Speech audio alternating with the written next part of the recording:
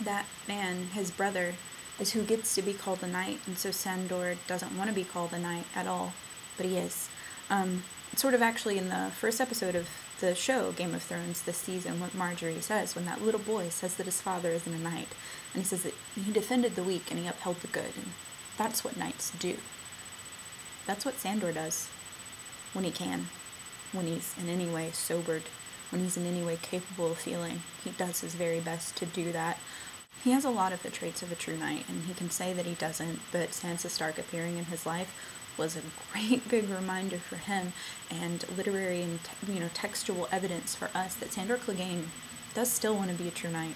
He does, whether it's because it's some part of him that's idealized that from his childhood, or never got to live that out from his childhood, or maybe he's just a good guy.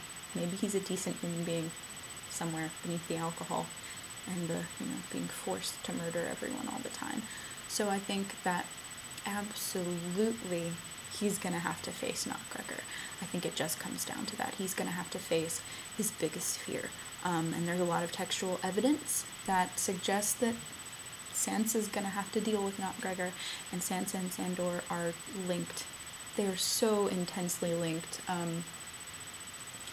People who think that they aren't, go home. You're not. Stop even reading books. You're not good at them. Just kidding. I would never tell anyone to stop reading books. I'll really help you. If you have questions, it's okay. We can talk about it. We can talk about it all day.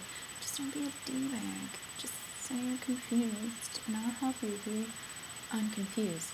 Really excitedly, like with this face. That's how I feel about books. These books in particular. Where do I see Sandor going from there?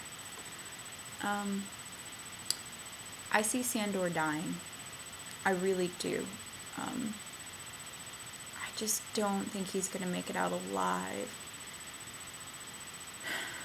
And honestly, he deserves rest. This series has definitely proven that there are worse things than death, and that when people die in some way and not all the way, it's incredibly problematic. And there's also just consistently with any kind of storytelling at all, and human nature, honestly, there's a rule of 3, and it will have been the third death.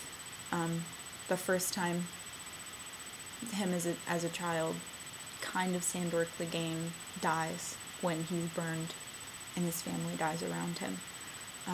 Then, he becomes the Hound, and the Hound, born out of fire, dies by water, which I think is nice, extinguishing. Baptism, important. I said I wouldn't talk about water anymore, but guys, some serious stuff.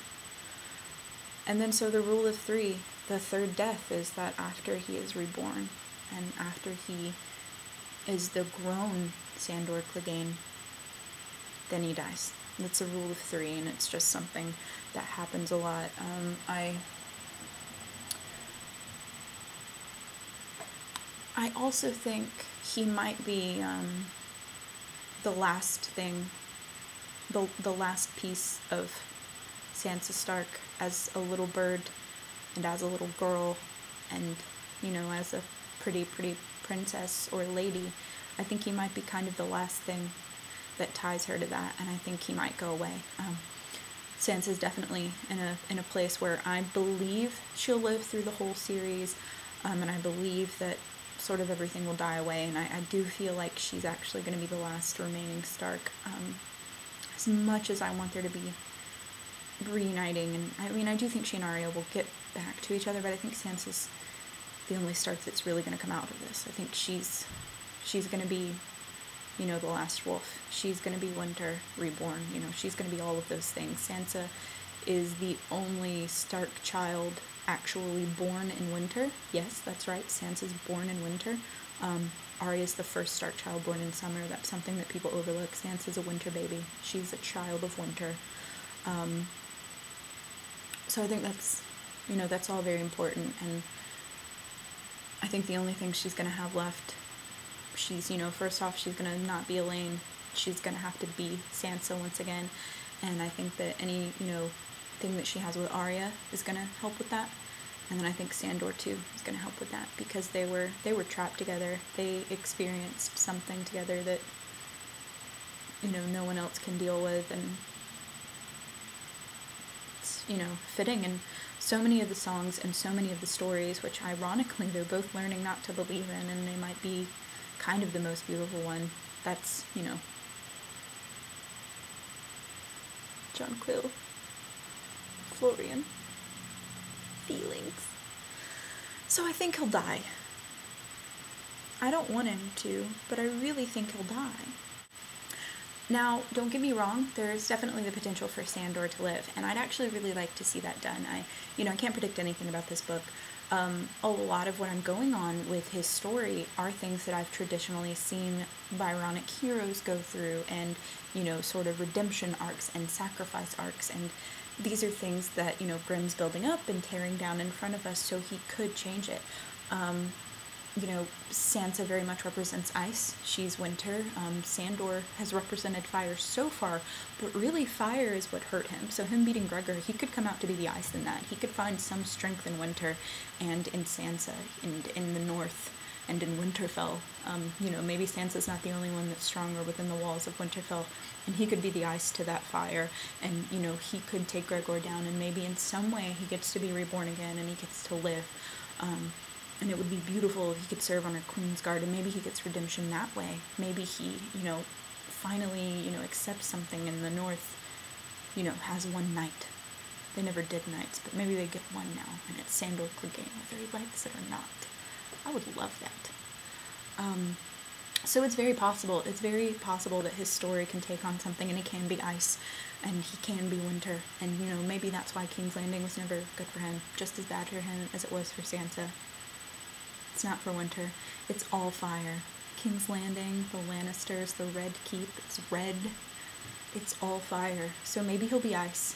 Maybe they'll make him ice, and he will live. And he, will get redemption or survival or peace for a long time. But I do think very much that he's going to die. I want him to live. I want Sandor Clegane to live and heal and be happy, and I just want him and Sansa and Arya to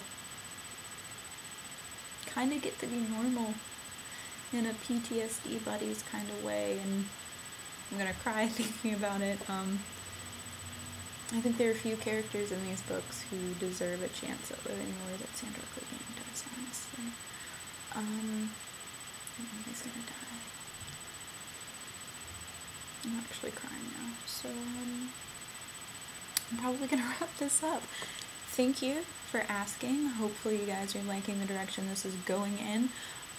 If I keep doing these, I'll try to buy a real microphone, so this sounds not like horror. I don't know why. There's just like a small whistling child inside the natural microphone on the MacBook, but apparently there is. I tried closing the windows. It didn't help. I plugged in headphones. It was a whole big thing. Nothing worked. But yes. If there's anything you want to say or want me to kind of expand on, or, if you have any questions, comments, concerns, whatever, you can leave them down there in the comments, or go to wolfheartedqueen.tumblr.com/ask. Venture into my ask box. It is open all the time, anon or no. We can talk about this, or you can ask any other questions, whatever you'd like. Give me some more ideas for what you'd like to see me discuss in the next couple of videos. Alright guys, thanks.